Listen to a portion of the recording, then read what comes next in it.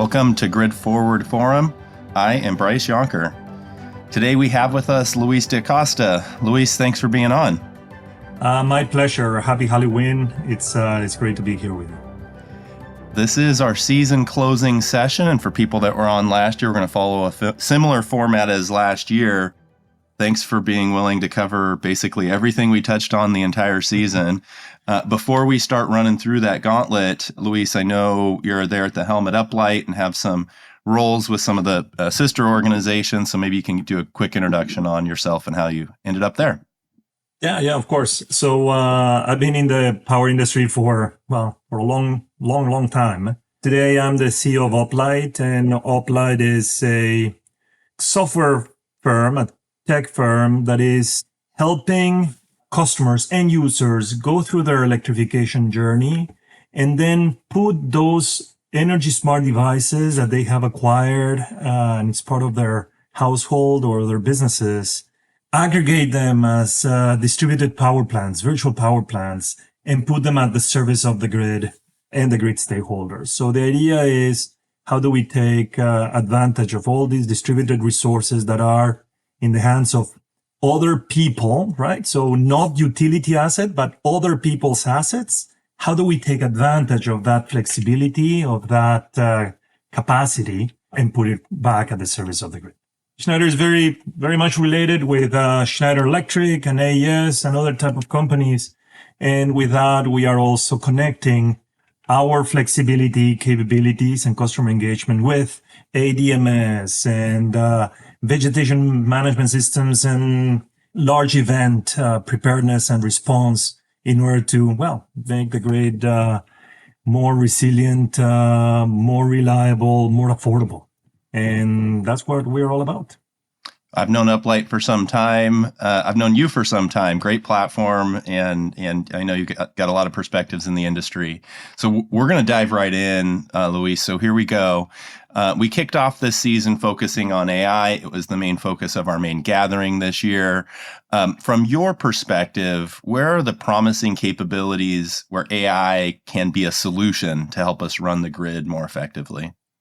So this is AI is truly a blessing for the grid and how we operate the grid. On one hand, it brings load and growth to the grid with its own challenges, but growth is exciting, right? So it's new challenges that are in front of us that we will be able to solve, I'm confident.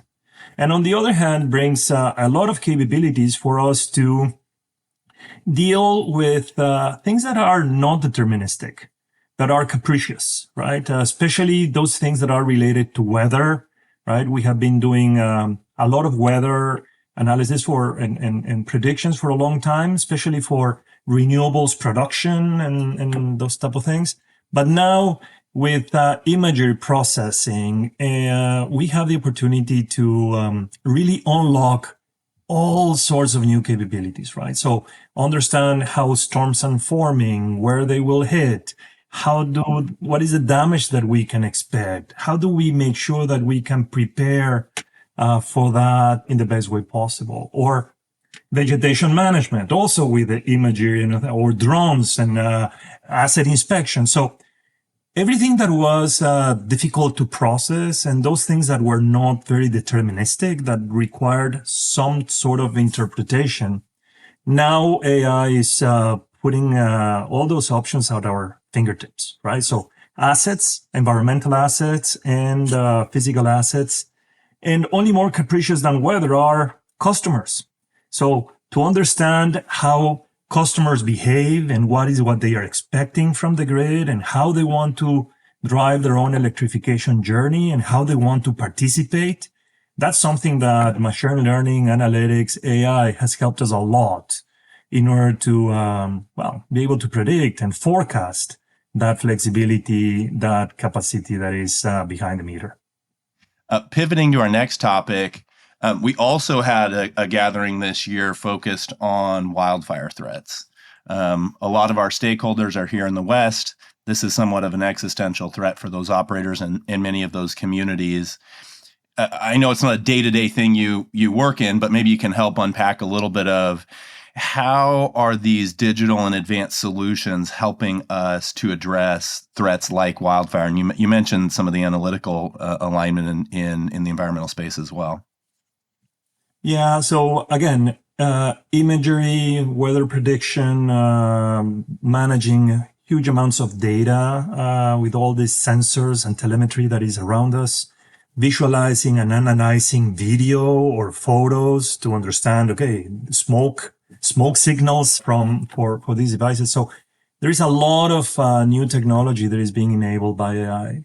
Also, something that is very exciting is the integration of capabilities and technologies, right? So I'm very proud and happy of some of the work that we're doing, connecting, for example, AI Dash on vegetation management and disaster response capabilities via imagery, and overlap that with ADMS and understand, okay, what is the topology of the grid, how we are powering the system, what is the what can we expect from that storm, from that large weather event, and be prepared, right? With microgrids, with deploying crews and asking for support from neighbors, etc. So there is a lot of opportunity, not only on the analytics of each capability or each technology on its own, but then the integration of these different technologies to really advance use cases. All right, we're going to pivot again. We could take all of our time on this topic, so we'll be brief. Yeah. But this year has been dynamic, to put it politely, with regards to the role of the federal agencies and federal resources and how they overlap with industry. What role do you envision with industry engaging federal departments, federal resources? That public-private partnership has driven a lot of the commercialization pathways to move forward capabilities on the grid. Yeah, I think the federal government has for sure a very important role in grid modernization and supporting research and innovation and scaling technologies that will be essential for us to continue moving forward. So from that point of view, it has been, in some cases, a little disruptive and disappointing to see some grid modernization projects being suspended or canceled. And okay, now we will adapt, right? The grid is super interconnected, is nationwide, but then each utility has also a local jurisdiction. So, and at the state level, we still see, the fundamentals are still there, right? So we still want to address load growth across the board. We still have to address affordability across the board, and safety, reliability, and economics will continue to be critical into the future. So I'm an eternal optimist, right? I know that we will find a way. Industry is all aligned behind this, the grid and the grid modernization in every conference you go. So when I talk to utility executives, all they want to know is about data centers. When I go to talk to data center executives, all they want to know is about utilities. And when you're talking about reshoring manufacturing, increasing AI capabilities, the grid is at the center of everything, right? And unfortunately, it's a marvelous, great human-made machine that has been growing through the last 1.5 centuries, but it's dated, right? It needs help. And the ways that we operating the grid today will not make it. So it's not going to be the grid that we need in the future. So I hope that we can find a way to depoliticize the grid, right? And just, get alignment and collaboration in order to continue advancing. Well, we couldn't agree more about the essential nature of the grid. And I'll leave my comments as exceedingly brief. But leaving the entire responsibility of investing in that modernization infrastructure and innovation locally, it's difficult. And so getting that partnership back and clicking again is something we're certainly keen to see happen. We're going to pivot. We had a former public utility chair on, and we had a pretty wide-ranging conversation. But this question is going to focus on affordability, and this is going to be where our event this next year focuses. So I would say that most indicators are flashing at least yellow if not worse, on the price of delivered power across this country. So my question really is around the analogy I use most commonly. What levers do you think we can pull to have at least a slowing, if not, flattening of the rate increases that we've been seeing recently? Correct. I think, yes, affordability is top of mind and is something that we have to address together, right? So we are in the perfect storm. You have to upgrade and modernize aging infrastructure, right? On top of that, you have to build in order to cope with the new energy and the demand growth that is coming. And then you need to start incorporating technology and other tools that in some cases are not quite at scale and are not mature enough. So you need to do a little bit outsized investment in order to get it going and get that scale. So all those things are coming together, creating a lot of tension between consumers and the utility. The time to power, especially with very large loads, is also creating people start to have their own islands and produce. So when you reduce the amount of megawatt hours or terawatt hours from the denominator, right, then, well, we all have to chime in a little bit more in order to have a return on those investments in the grid. So for me, it's critical that we think the way that we plan and operate the grid of the future in a different way.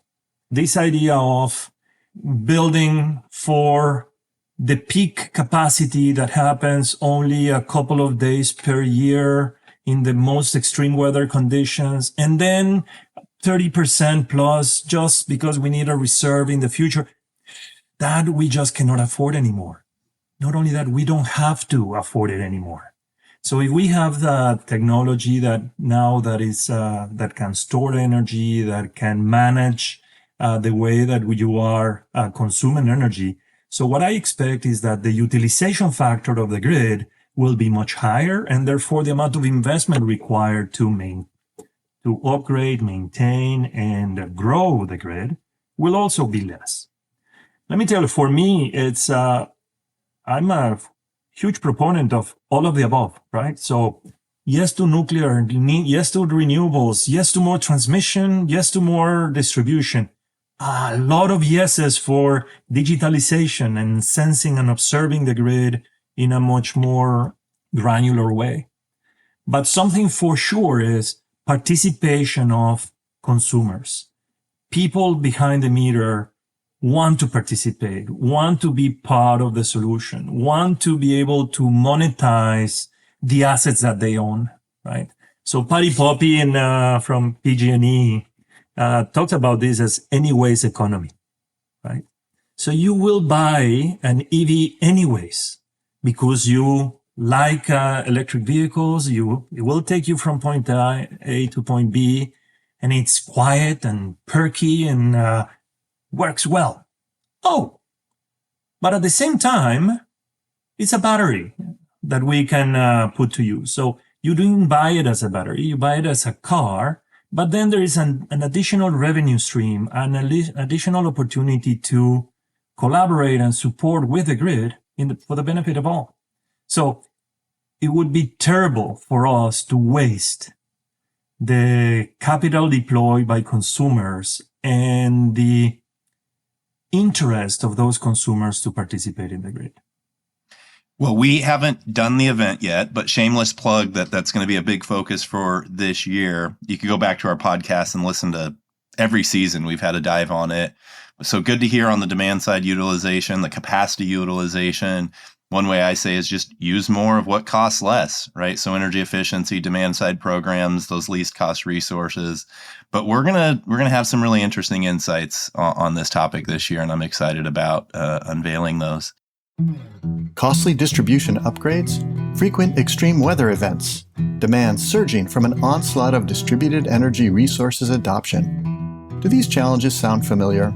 If so, you need Virtual Peaker's cloud-based distributed energy platform. We're empowering modern utilities with next-generation virtual power plant solutions to maximize the value of DERs. The Virtual Peaker platform unifies all aspects of DER management, from DERMS to customer engagement and demand forecasting. Learn more at virtual-peaker.com.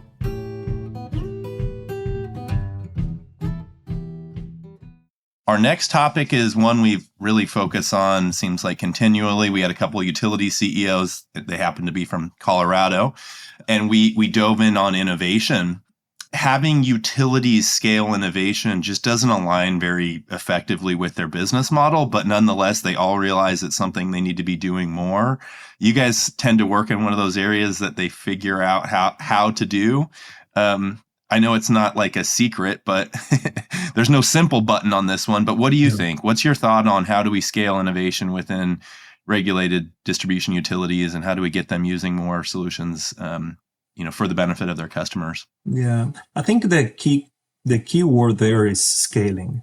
So I think our industry has been great at innovation, right? You have collaboration between academia and national labs and the industry and our utility clients to pilot a lot of different technologies, right? And they have tried almost every flavor of every technology out there, at least one. So all our major clients have a very, very strong, very solid innovation arms that are supporting the startup community to do more and better.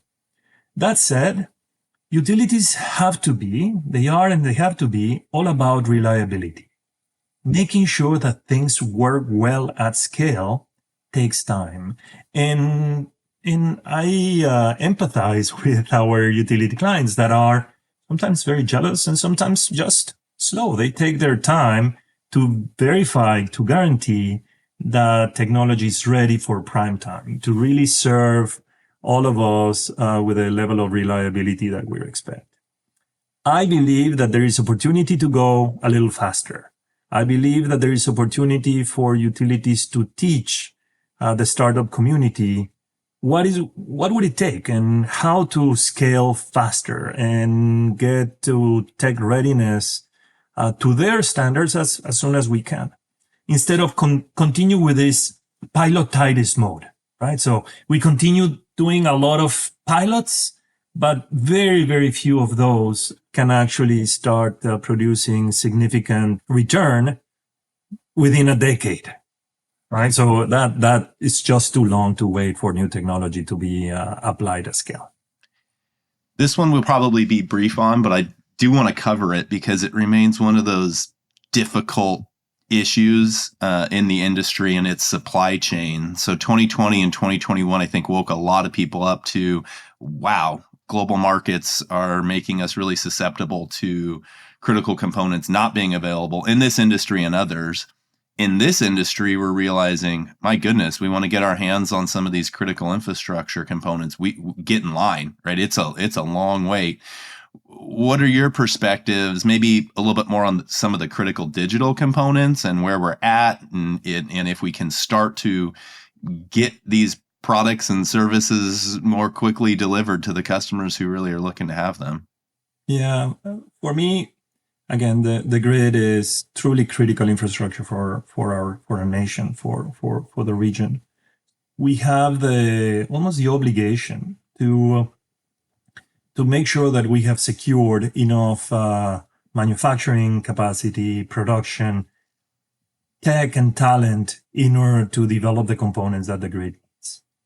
The world is becoming more insular, more polarized, and we cannot depend on very long and fragile. Now we understand how fragile these supply chains are in order to serve our grid.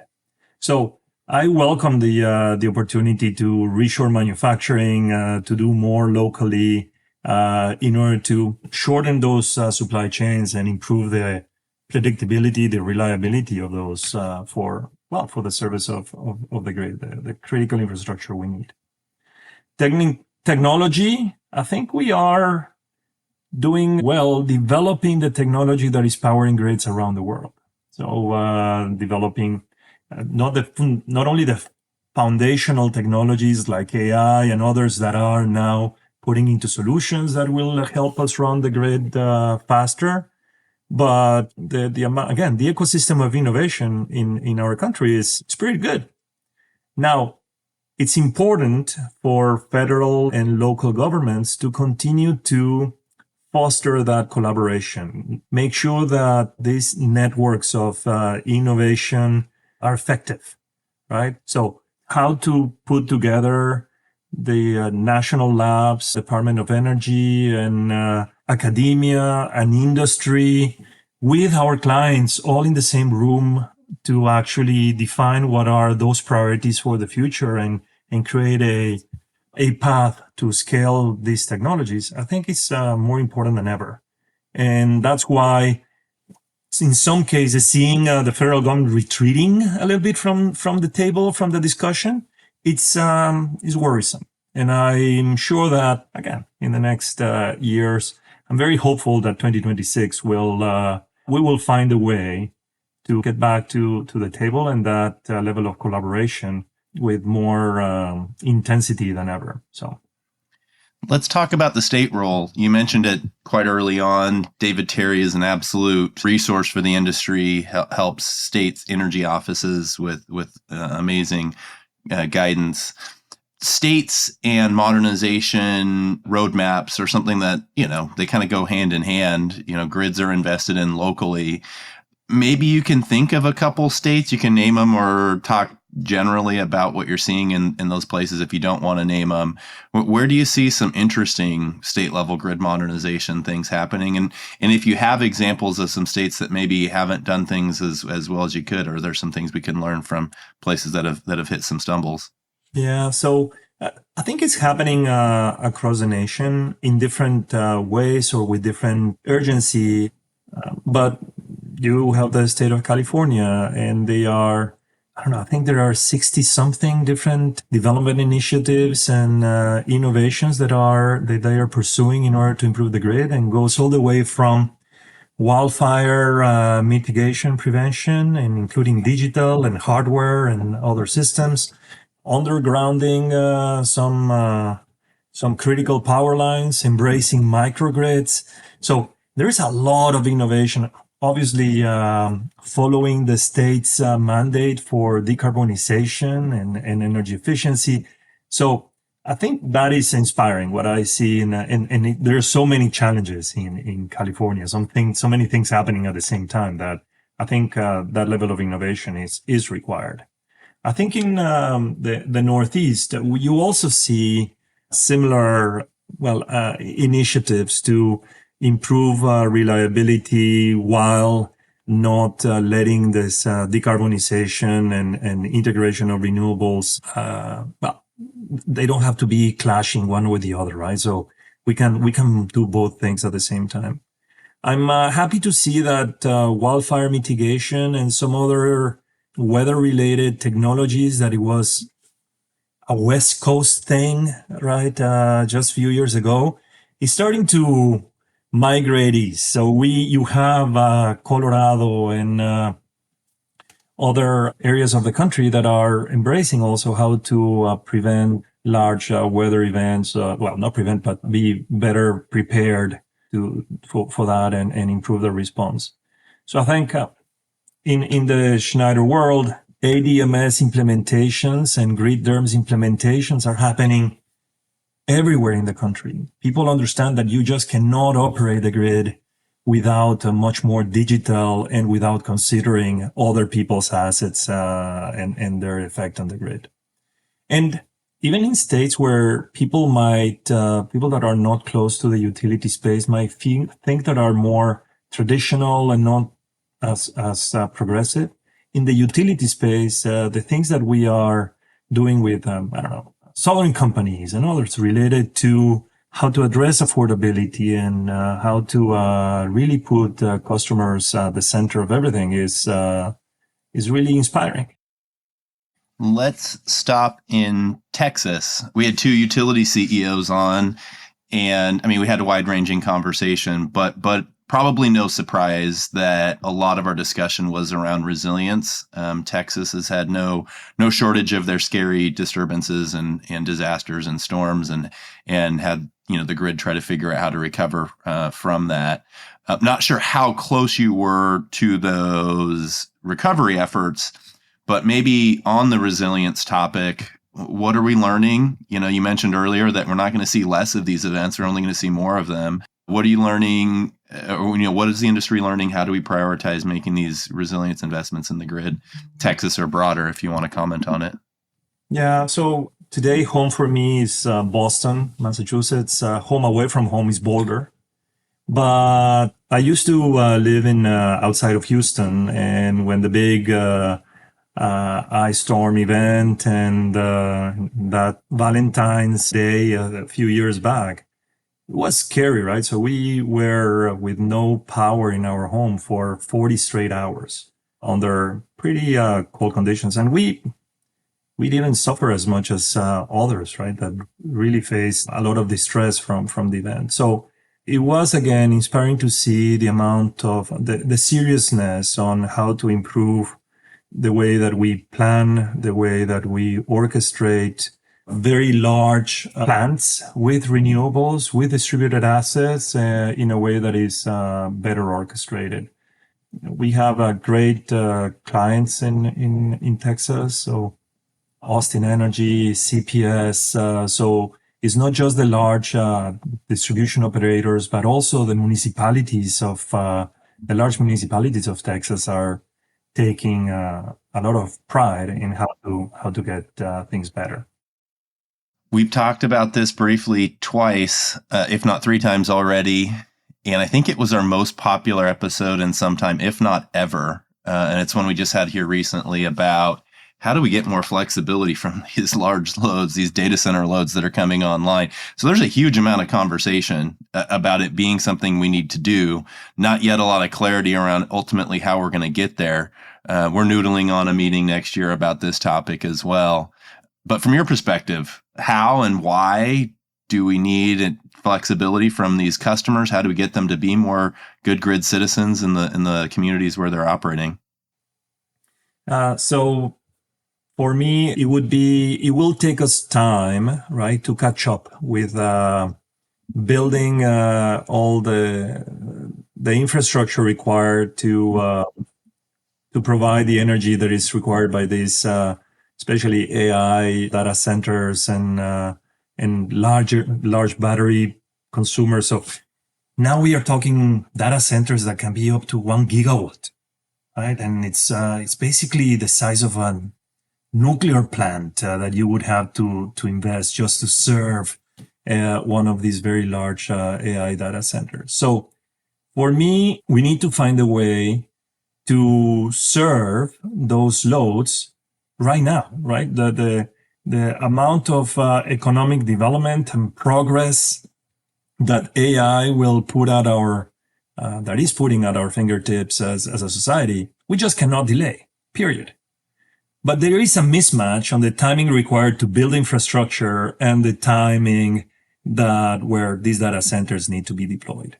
So for me, we need, especially in the next, 5-7 years, we need to find a way for these data centers to be able to come to the grid and locate and to play nicely with the limitations that the grid has today. That it doesn't mean that those limitations will persist forever on.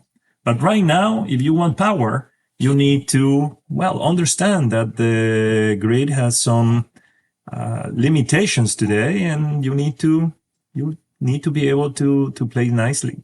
So we are working with all the major hyperscalers, with NVIDIA and others on new architectures that are allowing for that flexibility to come back to feed back to the grid capacity or flexibility. We are working with a lot of small startups that are also studying and researching the opportunity to not only have flexible. It's not about only flexible energy or electricity. It's flexible cooling and flexible computing and flexible. So how do we put all that flexibility together in order to have the biggest output on flexibility and capacity and put it back to the grid when it's required. So I think these big loads, they just cannot wait, and we would not want to see them waiting, right? Because every time that, I don't know your case, but I'm using AI now every day, multiple times per day. So directly with me interacting, and then through all the things that are around us that are also powered by AI. So we cannot afford to make them wait to deploy new data centers and the technology that we are using to improve our lives. But at the same time, I think they are recognizing that there is a little bit of a lag, and investment in the grid will take a little longer. And in the meantime, we need to find ways to find flexibility and capacity that we can dispatch back to the grid. People often ask me, what do I think is exciting or interesting in the grid? And I don't know how you're not going to see a lot more startups in this space right now. I could name a few, but there's going to be a lot more right around the corner. And they're going to come with people with serious background on the industry. So. Definitely. And we are so excited about collaborating with all of them, the hyperscalers and the startup community, in order to solve this big problem. And again, it's how do we make our utility clients embrace other people's assets when they are planning and operating the grid, right? And how do we make that, through analytics and technology, a reliable resource for the grid? Not just a nice to have, but something that you can count on. And that's what is probably the most exciting thing in our industry for a long, long time. This question is in your wheelhouse, so take it wherever you want. I'm going to combine two. We had a pretty wide-ranging conversation on flexibility that tilted a little bit more towards VPPs. And then we had another deep dive on dynamic line rating, so one of the particular grid-enhancing technology capabilities. I'm going to use the word scale. Like, why is it so critical that we scale these flexibility solutions now?